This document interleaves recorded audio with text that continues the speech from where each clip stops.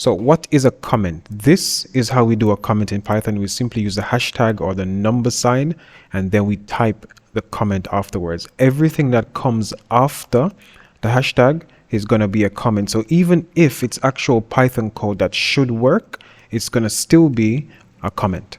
And why do we use comments? Most people use comments to write notes for their code, let's say. So let's say you have a very long piece of program, it's thousands and thousands of lines long, and you want to be able to explain what's going on without someone having to run the entire program and figure it out themselves.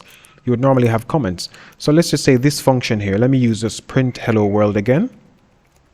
So, but let's say this was something super complex. What I could do is just leave a comment in here saying this section does X thing, and the person that gets the program, the person that has to run the program afterwards, they then know what this section does because the comment tells them.